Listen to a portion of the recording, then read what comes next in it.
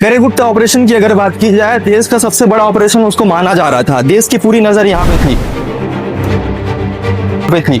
लंबा वक्त तक ऑपरेशन चला, बड़े बड़े माओवादी उस इलाके पे मौजूद थे। उसी रास्ते से होकर आप गुजर रहे हैं और करेगुट्टा लुट की ओर आगे बढ़ रहे हैं। कैसे देखते हैं आप दोनों को? और ये जो रास्ता है जहाँ से आप लोग गुजर रहे हैं, पूर्ववर्ती गांव की अगर बात की जाए, वो एक ऐसा गांव हुआ करता था एक समय। उस गांव पे जाना मुनाफिक लोग नहीं समझते थे। अगर कोई आम सामान्य आदमी उस इलाके पे जाता था तो उसकी वापसी तय होना ये बिल्कुल कदाचित उचित नहीं हुआ करता था, क्योंकि वो पूरा जो इलाका था माओवाद एक तरीके से माड़वी हिड़मा का इलाका कहा जाता था। माड़वी हिड़मा के इनकाउंटर होने के बाद उस इलाके पे सरकार बहुत फोकस कर रही है, बहुत तेजी से विकास हो रहा है। क्या हिड़मा का गांव है, इसी वजह से उस गांव में इस तेजी से विकास हो रहा है? नहीं, ठेकुलखेड़े में भी हो रहा है, सिलगेर में भी हो रहा है, भुवर्ती में भी हो रहा है। शर्मा जी, 4 से लगभग 5 दशक से नक्सलवाद काबिज था। ऐसी क्या मजबूरी हुई कि छत्तीसगढ़ की राजधानी रायपुर में नक्सलवाद नहीं पनपा, बस्तर में पनपा? किसे दोष मानते हैं आप? बस्तर में कोई विपन्नता थी क्या, मैं पूछना चाहता हूँ। हाँ जी। बस्तर में कोई ऐसी स्थिति थी क्या कि लोगों के पास कोई संसाधन नहीं है? बस्तर की जीवन शैली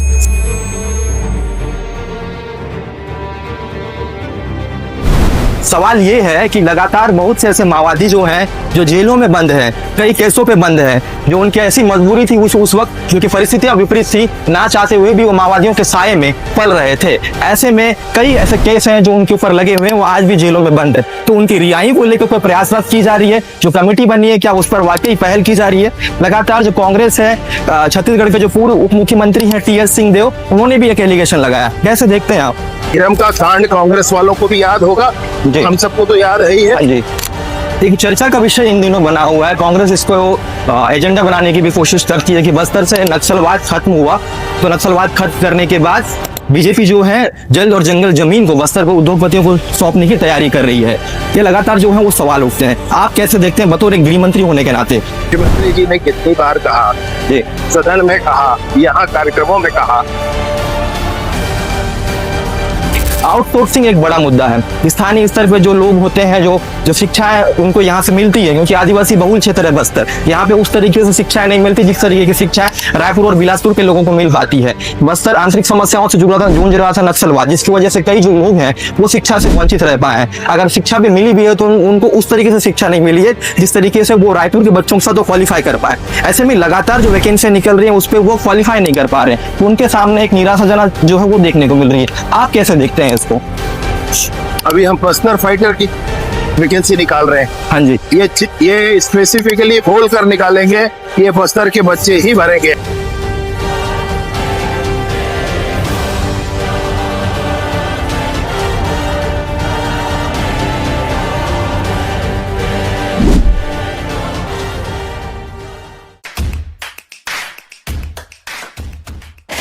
जोहार बस्तर, मैं आपका होस्ट भरत दुपमू। आप पॉडकास्ट विद विहान का शो देख रहे हैं। इस विहान के शो में छत्तीसगढ़ के गृह मंत्री एवं डिप्टी सीएम विजय शर्मा के साथ हम मौजूद हैं। इनसे बातचीत करने की कोशिश करते हैं। देश के गृह मंत्री अमित शाह ने एक डेडलाइन तय कर रखा था, 31 मार्च के जो नक्सलवाद है वो खत्म करने की बात की गई थी। नक्सलवाद खत्म करने के बाद हर घर तिरंगा का जो नारा है उसके साथ स्वयं बुलेट पे सवार होकर गृह मंत्री निकले हैं। सबसे पहले तो स्वागत है गृह मंत्री जी आपका। बहुत आवाज हो रही है। जिस इलाके पे एक समय नक्सलियों की हुकूमत हुआ करती थी, उसी इलाके पे आप बुलेट पे निकले हैं। पहले और अब दोनों में कितना परिवर्तन देखने को मिल रहा है? मैं ये परिवर्तन बताऊंगा तो अलग बात होगी। मैं सोचता हूँ कि ये परिवर्तन आप सबको बताएंगे तो एक अलग बात होगी। हाँ जी। और इसलिए आपसे ये जरूर कहना चाहता हूँ कि जो बड़ा परिवर्तन हुआ है आवपल्ली से हुसूर से अब हम आगे करेगुट्टा की तरफ जा रहे हैं जी। कि कितना बड़ा परिवर्तन है। घोषित करके एक हफ्ते पहले रूट घोषित करके, एक को नहीं, कत्तरबंद गाड़ियों में नहीं, बुलेट में सैकड़ों लोगों के साथ एक साथ, ये स्पष्ट करता है कि बस्तर में अब माओवाद जैसा कोई संगठन अब शेष नहीं रह गया। बस्तर पूर्णतः भयमुक्त हो गया। तो आप ये श्योर करते हैं आम लोगों से जो बाहर के लोग हैं कि वो कभी भी दिन हो रात हो बस्तर पे आ सकते हैं, घूम सकते हैं, एक्सप्लोर कर सकते हैं? इसी के लिए तो ये यात्रा है, यही स्थापित कर रही है, यही लोगों को बनाने और समझाने के लिए यात्रा है। अगर बात की जाए करेगुट्टा लूट, KGF, करेगुट्टा हिल्स देश का सबसे बड़ा ऑपरेशन उसको माना जा रहा था, लगातार ऑपरेशन उस वक्त चला था, उसी और आप चल पड़े हैं। ये जो रास्ता है सामान्य रास्ता नहीं हुआ करती थी, सामान्य आदमी अगर इस रोड से अगर जाए तो उसकी वापसी एक समय तय नहीं माना जा रहा था। लंबे वक्त तक आपकी सरकार रही, उसके बाद कांग्रेस की सरकार रही, उसके बाद जैसे ही आप गृह मंत्री बने, जिस तरीके से देश के गृह मंत्री ने ऐलान किया, आपके ऊपर एक तरीके से देश के गृह मंत्री ने तो ऐलान कर दिया कि 31 मार्च तक नक्सलवाद खत्म कर देना है। जब ये डेडलाइन उन्होंने ऐलान किया तब आपके मन में कितने सवाल उत्पन्न हो गए थे? सवाल तो सैकड़ों रहे, हाँ जी, लेकिन विश्वास हजारों गुना रहा, क्योंकि उस व्यक्ति ने, बड़े व्यक्तित्व ने इसका निर्णय किया था जिसने 370 हटाया, जिसने नॉर्थ ईस्ट की इंसर्जेंसी खत्म की, भारत की अंदरूनी भगदड़ के खत्म हुए, माननीय प्रधानमंत्री जी की प्रेरणा है। तो इन सारी बातों को माननीय हमारे मुख्यमंत्री विष्णुदेव साय जी उनको फ्री हैंड देने से काम कर रही है जी। तो ये जो कुल मिलाकर स्थितियां हैं, ये हम समझ सकते हैं कि इतने बड़े व्यक्तित्व के कहने के बाद आत्मविश्वास था, उन पर विश्वास था, लेकिन प्रश्न सैकड़ों थे। ये बात बिल्कुल आपने सच कही, प्रश्न सैकड़ों थे, उन प्रश्नों का एक करके निराकरण भी हुआ। करेगुट्टा ऑपरेशन की अगर बात की जाए, देश का सबसे बड़ा ऑपरेशन उसको माना जा रहा था, देश की पूरी नजर यहाँ पे थी, लंबा वक्त तक ऑपरेशन चला, बड़े बड़े माओवादी उस इलाके पे मौजूद थे, उसी रास्ते से होकर आप गुजर रहे हैं और करेगुट्टा लुक और आगे बढ़ रहे हैं। कैसे देखते हैं आप दोनों को? और ये जो रास्ता है जहां से आप लोग गुजर रहे, ये निस्संदेह यहाँ पर सैकड़ों की संख्या में माओवादी अनवरत चला करते थे। लोगों के आने जाने के लिए यह रास्ता कभी था नहीं। अब मुझसे ज्यादा अच्छा इस बात को आप समझेंगे, आज करेगुट्टा के पास हम लोग बाइक में चले जा रहे हैं, इस बात का द्योतक है कि नक्सलवाद का पूर्ण संगठन पूरा समाप्त हो चुका है। ऐसा कोई भय, ऐसा कोई डर अब हमारे मन में नहीं है, हमारे बस्तर में नहीं है। पहले तिरंगा फहराने के लिए मना करने वाले लोग अब नहीं है, इसलिए तिरंगा भी शान से फहरेगा, बस्तर के कोने कोने में फहरे। जिस रास्ते पे हम गुजर रहे हैं, छत्तीसगढ़ का सबसे ऊंचा वाटरफॉल कहा जाता है नंबी वाटरफॉल। करेगुट्टालू तक आप जाएंगे, तिरंगा वहां फहराएंगे, तो हम ये माने कि करेगुट्टालू का जो इलाका है पूरा आने वाले समय पर्यटन से सरकार उसको जोड़ेगी या फिर आप जोड़ने की प्रयासरत रहेंगे?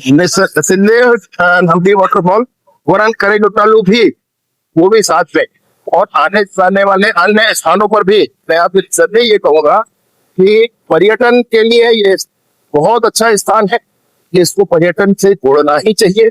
और साथ ही साथ यह भी है कि पर्यटन के माध्यम से स्थानीय नौजवान युवाओं को रोजगार मिले, ये भी बहुत आवश्यक। और इसलिए इस दिशा में प्रयास जरूर किए जाएंगे कि ये क्षेत्र पर्यटन के नाम पर आगे बढ़े। ऐसे ही अछुआ क्षेत्र है, लोग तो बड़ी संख्या में यहाँ पर जरूर आएंगे। शर्मा जी, 4 से लगभग 5 दशक से नक्सलवाद काबिज था, ऐसी क्या मजबूरी हुई कि छत्तीसगढ़ की राजधानी रायपुर में नक्सलवाद नहीं पनपा, बस्तर में पनपा? किसे दोष मानते हैं आप? बस्तर में कोई विपन्नता थी क्या, मैं पूछना चाहता हूँ। हाँ जी। बस्तर में कोई ऐसी स्थिति थी क्या कि लोगों के पास कोई संसाधन नहीं है? बस्तर की जीवन शैली के अनुरूप बस्तर में प्रचुर मात्रा में सब कुछ उपलब्ध था। इससे भी विपरीत परिस्थितियों के अनेक स्थान थे, वहां लोगों ने बंदूक नहीं उठाए, यहाँ बंदूक उठा ली है। उसका कारण यह था कि समूचे बस्तर में लोग भोले भाले सहिष्णु हैं, साथ मिलकर चलने वाले, इनको किसी न किसी तरीके से बदला फुसला करके और कालांतर में तो धमकी भरा करके, जैसे बीजापुर के क्षेत्र में लोग 100 लोग आपको ये बताने वाले हैं जिनको नक्सली ये कहा करते थे कि एक बच्चा संगठन में जाएगा और उनको ज्वाइनिंग देना पड़ता था, नहीं तो गांव छोड़ना पड़ता था, हत्याएं हो जाती थी, सब हम लोग जान रहे हैं। तो एक बच्चा संगठन में जाएगा, ये कहने वाले जो लोग थे, उन्हीं लोगों के कारण ये फैला है। ये कोई रिस्पॉन्सिव विषय नहीं है, मतलब ये नहीं हुआ तो वो हो गया, ध्यान नहीं दिया तो वो हो गया, ऐसा मत सोचे कोई। ये तो वाद है। मुझे बताएं, ये हैदराबाद में एचपीएस के लोग दिखते हैं, क्यों दिखते हैं? अर्बन नक्सल आप कहते हैं तो अर्बन क्यों होते हैं वहां पर? ये तो वाद है। मैं एक उदाहरण आपको देता हूँ, ट्विन टावर आपको ध्यान है? ट्विन टावर पर हमला हो गया था जी, और आतंकवादियों ने हमला कर दिया। वो तो पायलट थे जी, वो तो डॉक्टर और इंजीनियर थे, पढ़े लिखे थे, उनके पिता माता तो उनको अंतरराष्ट्रीय विश्वविद्यालय में पढ़ाते थे, फिर क्यों जाकर के वो वहां मर गए और लोगों को मार डाला?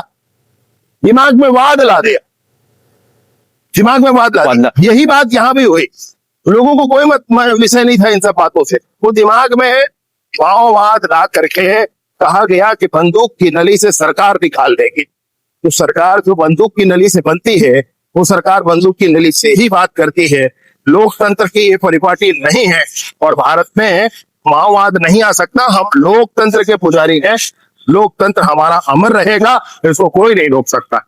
सरकार पुनर्वास नीति के तहत बड़े बड़े कैडर जो माओवादी है, सेंट्रल कमेटी मेंबर की अगर बात की जाए, या फिर बारसे देवा जो बटालियन नंबर 1 का कमांडर हुआ करता था, उसकी बात की जाए, अनेक ऐसे नक्सली जो बड़े पद पे काबिज रहे, उनको सरेंडर की जो पॉलिसी आप लोगों ने निकाली थी, उसके तर्ज पे समर्पण कराया गया और समर्पण हुआ और उनका रेड कारपेट के साथ जिस तरीके से आपने बार बार कहा था, उसी तरीके से उनका स्वागत किया गया। लेकिन सवाल ये है कि लगातार बहुत से ऐसे माओवादी जो हैं, जो जेलों में बंद हैं, कई केसों पे बंद हैं, जो उनकी ऐसी मजबूरी थी उस वक्त, क्योंकि परिस्थितियां विपरीत थी, ना चाहते हुए भी वो माओवादियों के साये में पल रहे थे। ऐसे में कई ऐसे केस हैं जो उनके ऊपर लगे हुए हैं, वो आज भी जेलों में बंद है। तो उनकी रिहाई को लेकर कोई प्रयासरत की जा रही है? जो कमेटी बनी है, क्या उस पर वाकई पहल की जा रही है?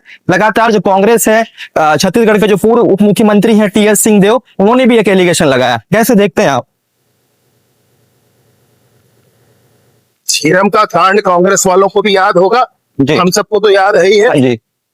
झीरम के कांड के प्रत्यक्ष या अप्रत्यक्ष रूप से जिम्मेदार को अपना रोल मॉडल जिनके विधायक बताए और छत्तीसगढ़ के पूर्व मुख्यमंत्री भूपेश बघेल अपने विधायक की बातों का समर्थन करें, वो माओवाद और नक्सलवाद पर किसी से बात कर सकते हैं क्या? मैं पूछता हूँ आपसे, वो क्या पूछेंगे इस विषय पर? उन्होंने क्या किया अपनी सरकार में? जिनका रोल मॉडल ही माओवादी हो, वो क्या कर सकता है? पहली बात। दूसरी बात, हम क्या कर रहे हैं ये उनके बताने से मैं आपको नहीं बता रहा हूँ, उनके पूछने से नहीं बता रहा हूँ, मैं आपके पूछने से बता रहा हूँ आपको। और उसका कारण ये है कि अभी जो ऐसे लोग हैं जो पूर्व में जेल में बचे हैं, अब जेल का जो बड़ा गेट होता है उसके अंदर न्यायालय के आदेश से जाता है व्यक्ति और उसके बाहर भी न्यायालय के आदेश से आता है। तो वो जो बड़ा गेट है जेल का, वो जेल के बड़े गेट के अंदर जो लोग हैं उनको बाहर लाने के अनेक प्रक्रियाएं, उसमें हम लोग पूरे प्रकरणों को लगभग 1300 लोग हैं। अभी कांग्रेस वाले कह रहे थे 25,000 बनते हैं। क्या अजीब बात है, 1300 कुल लोग। अभी 1300 लोग जो है उसमें कुछ लोग जो है ऐसे प्रकरणों में है जिसमें जनहानि हुई है और कुछ प्रकरण ऐसे हैं जिसमें जनहानि नहीं हुई है। हमने पहले टारगेट किया है जनहानि नहीं होने वाले हैं, और जनहानि नहीं हुई है उसमें भी 2 प्रकार के प्रकरण है, जिसमें सेंट्रल एक्ट लग गया हो, QAP आदि, और जिसमें सेंट्रल एक्ट ना लगा हो, वो दोनों, जिसमें सेंट्रल की संस्थाएं जांच कर रही हो, जिसमें स्टेट की संस्थाएं जांच कर रही, ये दोनों अलग अलग। तो ये जो 2 अलग अलग चीजें हैं, इन ऐसे प्रकरण जिसमें जनहानि ना हुई हो और जिसमें UAPA ना लगा हो, हम उस प्रकरण को लेकर के पहले काम कर रहे हैं। कमेटी बन गई है, इसकी जांच की प्रक्रिया हम करवा रहे हैं और इसमें से कुछ प्रकरणों को हम वापस भी लेंगे और कुछ पे जमानत करवाने की कोशिश करेंगे कि एक बार जमानत जाएगी, आगे फिर कोर्ट से फैसले की बात करेंगे। लगातार इस दिशा में हम जरूर काम कर रहे हैं और किसी अन्य सरकार ने पहले किया हो उससे ज्यादा काम कर। एक चर्चा का विषय इन दिनों बना हुआ है, कांग्रेस इसको एजेंडा बनाने की भी कोशिश करती है कि बस्तर से नक्सलवाद खत्म हुआ, तो नक्सलवाद खत्म करने के बाद बीजेपी जो है जल्द और जंगल जमीन को बस्तर को उद्योगपतियों को सौंपने की तैयारी कर रही है। ये लगातार जो है वो सवाल उठते हैं, आप कैसे देखते हैं बतौर एक गृह मंत्री होने के नाते? मुख्यमंत्री जी ने कितनी बार कहा, सदन में कहा, यहाँ कार्यक्रमों में कहा, उसका क्या अर्थ निकालते हैं? जिसको ना भ्रम ही फैलाना हो, जिसको युवाओं के मन में क्रोध ही भरना हो, वो ये सब जरूर करते रह सकता है। हमारे यहाँ माननीय मुख्यमंत्री विष्णुदेव साय जी के सरकार में, माननीय अमित शाह जी के मार्गदर्शन में बहुत स्पष्टता से, बहुत साथी के साथ इस बात को किया जा रहा है कि बस्तर की उन्नति, बस्तर का विकास, बस्तर के लघु और उपयोग के आधार पर हो। पुराने जो माइनिंग चल रहे हैं वो तो 50 साल से चल रहे हैं, आज की बात थोड़ी, वो तो चल ही रहा है, उसमें कोई विषय नहीं। परंतु आज इसी विषय पर हम लोग सब मिल करके कोशिश कर रहे हैं। प्रभारी मंत्री तो आप नहीं, परंतु भारत माता की, भारत माता की। बस्तर में आपने बहुत करीब से काम किया है। नक्सलवाद की अगर बात की जाए, हमने बहुत करीब से आपको देखा है। नक्सलवाद जो नक्सलियों के कोर इलाके हुआ करते थे, या पामुल वाई की बात की जाए, ऐसे ऐसे इलाके जिस इलाके पे आज तक इतिहास गवाह है कि गृह मंत्री कोई भी गृह मंत्री की अगर बात की जाए, वो नक्सलों के गढ़ में आज तक नहीं उतरा। जिस तरीके से आपकी सरकार ने डेडलाइन तय करी थी, डेडलाइन तय करने के बाद लगातार आपका जो एक तरीके से जो दौरा है बस्तर को लेकर, वो देखने को मिल रहा था। नक्सलवाद खत्म होने के बाद भी जो यहाँ के जो स्थानीय लोग हैं, उनमें एक सवाल जो है बार बार उत्पन्न होता है। आप गृह मंत्री होने के नाते उसको आप कैसे देखते हैं? आउटसोर्सिंग एक बड़ा मुद्दा है। स्थानीय स्तर पे जो लोग होते हैं, जो शिक्षाएं उनको यहाँ से मिलती है, क्योंकि आदिवासी बहुल क्षेत्र है बस्तर, यहाँ पे उस तरीके से शिक्षाएं नहीं मिलती जिस तरीके की शिक्षाएं रायपुर और बिलासपुर के लोगों को मिल पाती है। बस्तर आंतरिक समस्याओं से जूझ रहा था नक्सलवाद, जिसकी वजह से कई जो लोग हैं वो शिक्षा से वंचित रह पाए हैं। अगर शिक्षा भी मिली भी है तो उनको उस तरीके से शिक्षा नहीं मिली है जिस तरीके से वो रायपुर के बच्चों के साथ तो क्वालिफाई कर पाए। ऐसे में लगातार जो वैकेंसियां निकल रही हैं उस पर वो क्वालिफाई नहीं कर पा रहे हैं, तो उनके सामने एक निराशाजनक जो है वो देखने को मिल रही है। आप कैसे देखते हैं इसको? अभी हम पर्सनल फाइटर की वैकेंसी निकाल रहे हैं। हाँ जी, ये स्पेसिफिकली खोल कर निकालेंगे, ये बस्तर के बच्चे ही भरेंगे, स्थानीय लोग ही भरेंगे। स्थानीय लोग ही भरेंगे। हाँ जी। जिले के मूल निवासी हैं वो ही भरेंगे जी। एक बात। दूसरा, पैसा जो कानून है जिसके रूल बने हुए थे, परंतु विगत सरकार ने कुछ नहीं किया उस पर। वो पैसा कानून के लिए स्टेट कोऑर्डिनेटर बनाना, डिस्ट्रिक्ट कोऑर्डिनेटर्स बनाना, मोबिलाइजर बनाना हमने किया है। हम लोगों को इस बारे में भी प्रेरित कर रहे हैं कि आप ये बात को समझें और समझ करके आगे बढ़ें कि आप अपने संसाधनों के माध्यम से आप कैसे आगे बढ़ सकते हैं। ये आपका अपना क्षेत्र है, आपका अपना गांव है, आपका अपना जंगल है, इसके माध्यम से आप कैसे आगे बढ़ सकते हैं, इस बात की प्रेरणा भी कर रहे हैं। हम यहाँ तक इस बात को लेकर रहे हैं कि जिस गांव का तेंदु पत्ता है उसको वो गांव खुद ही उपयोग करे, खुद ही संग्रहित करे, खुद ही विपणन कर दे उसका। इसके लिए भी व्यवस्था ही सरकार दे रही है। स्थानीय सारे ही विषयों को ध्यान में रखकर कृष्णदेव जी की सरकार ये सब काम कर रही है। मैं सोचता हूँ कि बस्तर में इसका काफी अच्छा प्रभाव आने वाला है।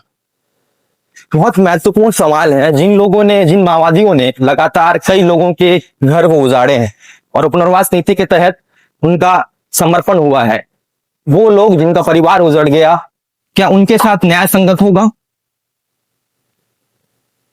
पुनर्वास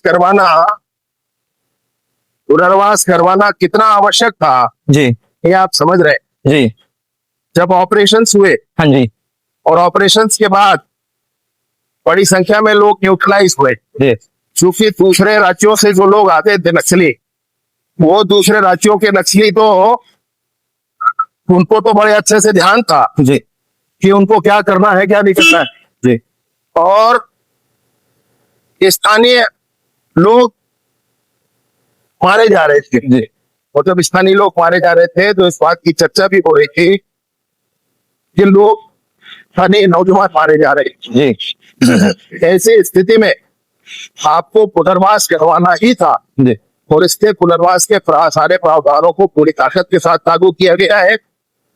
लोगों ने हथियार थाम लिया था, वो हथियार लोगों ने छोड़ा है। सरकार ने वादा किया है कि जो हथियार छोड़ेंगे उसको गिरफ्तार नहीं किया जाएगा, उनको सुविधाएं देकर के जीवन उससे मुख्य धारा में आ पाए, इसके लिए कोशिश की जाएगी। इसके लिए सरकार प्रतिबद्ध है।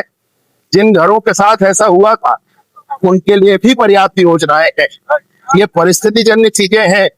बस्तर के कोई व्यक्ति को परेशानी हुई और बस्तर के ही लोगों के द्वारा हो गई, ये परिस्थिति जन्य चीजें हैं।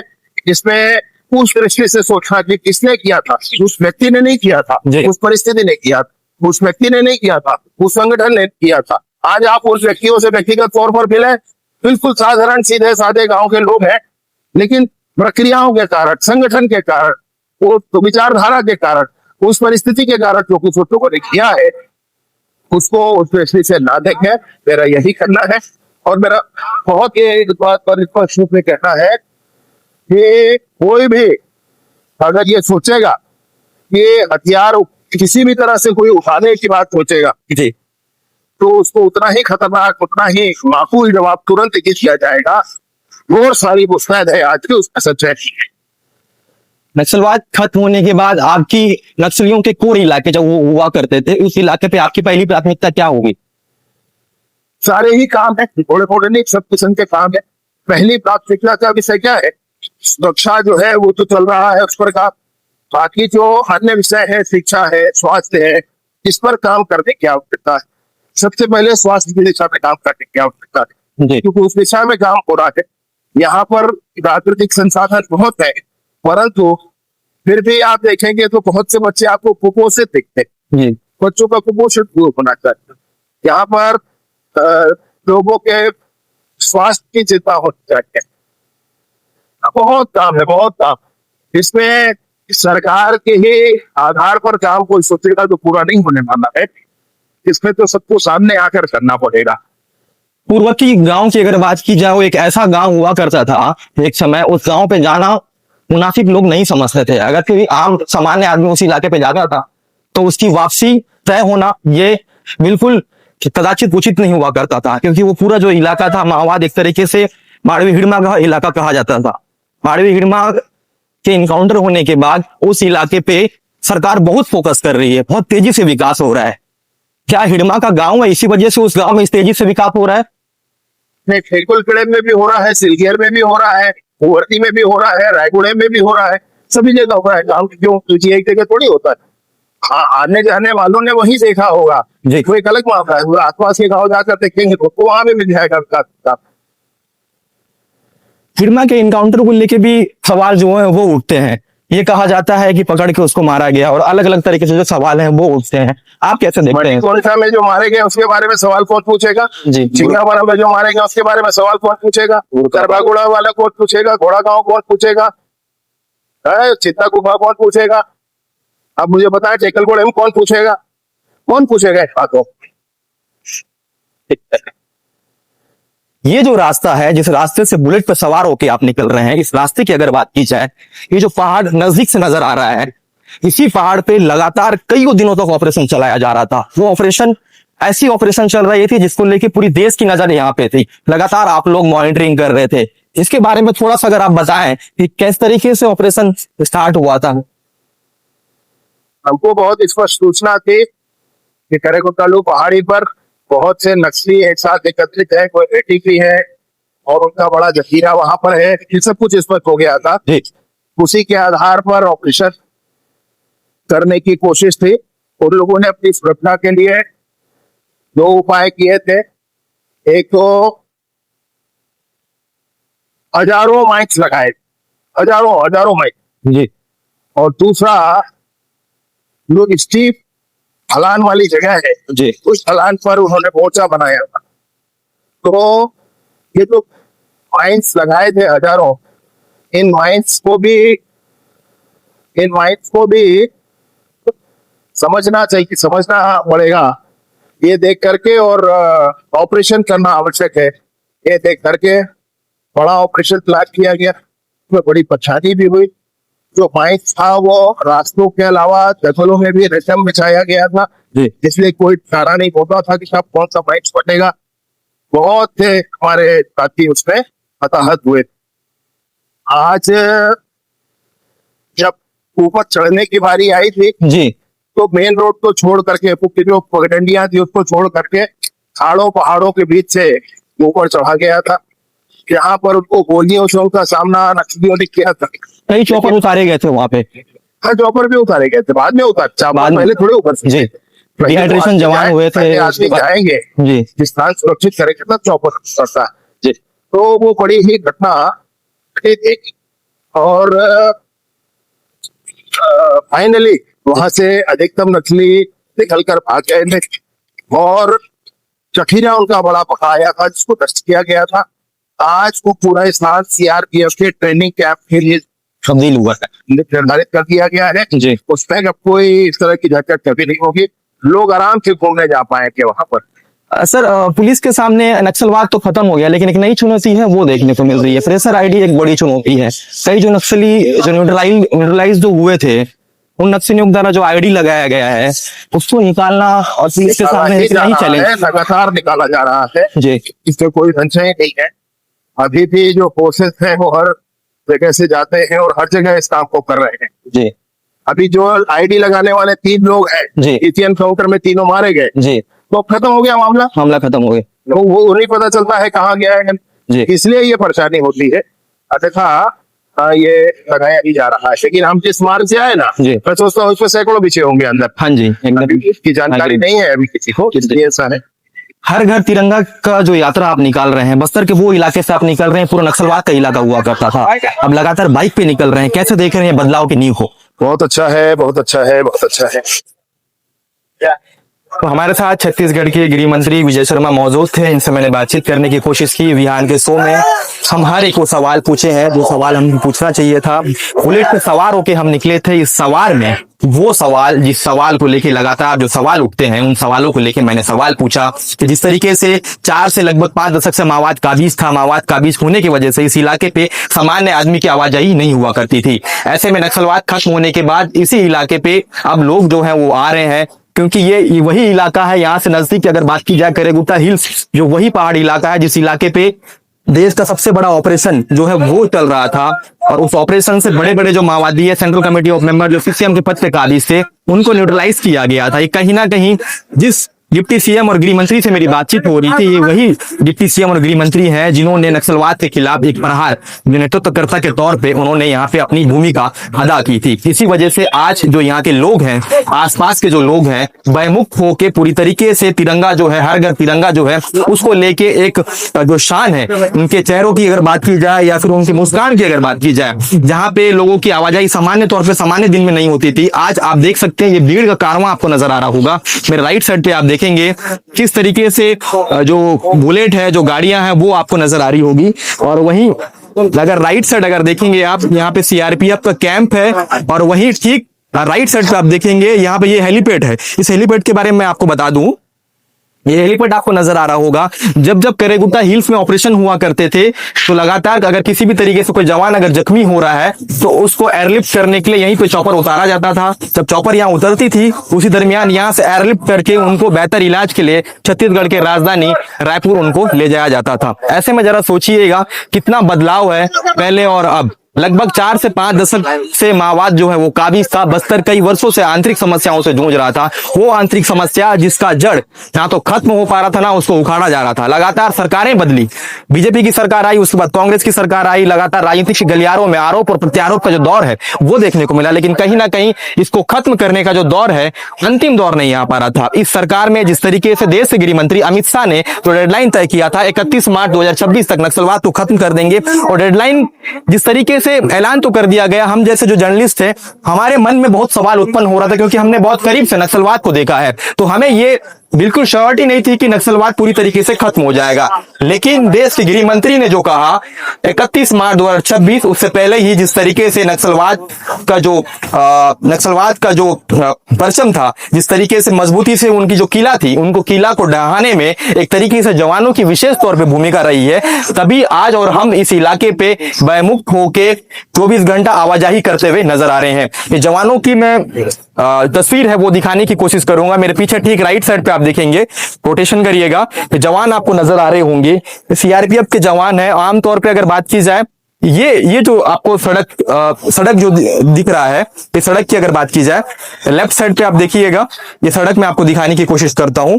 ये सड़क देखिएगा, ये सड़क देखिएगा, ये जो सड़क है, यहां से अगर हम जाएंगे कुछ किलोमीटर में पहाड़ आपको नजर आ रहा होगा।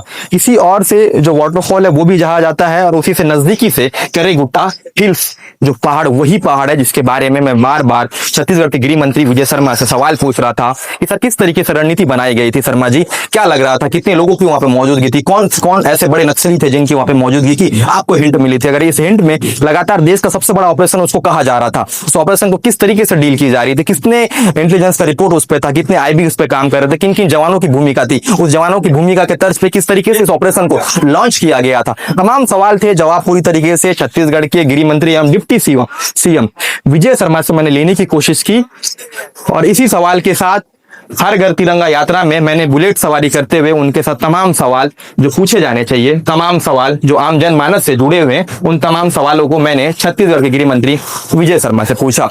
अगर आपको मेरी रिपोर्ट पसंद आती है तो आप पॉडकास्ट विद विहान दुर्गम के शो को सब्सक्राइब कर सकते हैं, लाइक कर सकते हैं, शेयर कर सकते हैं। यूट्यूब पे जाइएगा, विहान का शो लिखिएगा, विहान का शो लिखते हैं, उसमें तमाम जो हस्तियां हैं, जो बड़ी हस्तियां, जो राजनीतिक दल की अगर बात की जाए, जो सरकार को चलाते हैं, जो सरकार पर बैठ के अपने निर्णय लेते हैं, उनकी एक योजनाओं से लोगों का घर बसता है, उनकी एक योजनाओं से लोगों की, आम जनमानस की जीविका चलती है, उन तमाम लोगों से मैं सवाल करता हूं। अगर आपको मेरी रिपोर्ट पसंद आती है तो आप इस पॉडकास्ट चैनल को सब्सक्राइब करिएगा, लाइक करिएगा, शेयर करिएगा। मुझे दीजिए इजाजत। Thank you.